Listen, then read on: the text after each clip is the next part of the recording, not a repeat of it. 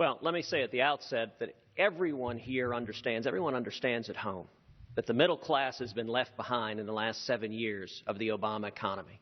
And we've got to bring jobs back. We've got to get people back to work. We've got to get wages going up again. We've got to get people moving from part-time work to full-time work.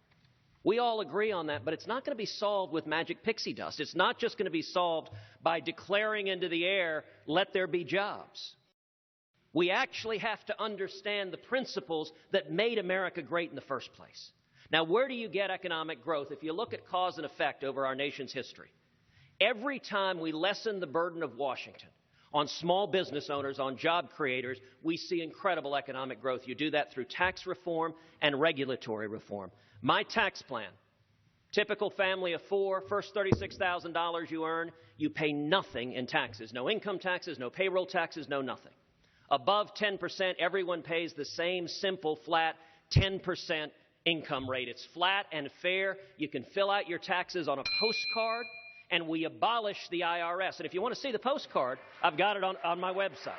Right. But to the question, because conservatives have flirted with this idea conceptually for a long time, but especially on this consumption value-added tax system, in Europe, where it exists, it has become an escalator of taxation to feed government spending. And that's why conservatives have long resisted it. Why?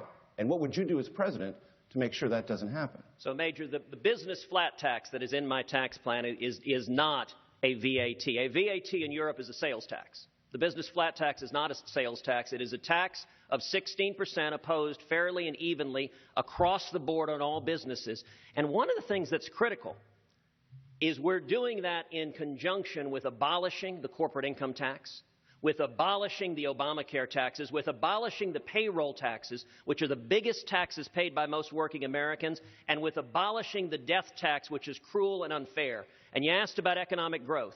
The Nonpartisan Tax Foundation estimated that the Cruz Simple Flat Tax would produce 4.9 million new jobs, would increase capital investment by 44%, and would lift everyone's incomes by double digits. That's how you turn the country around, not just hoping and praying for it, but implementing policies that work.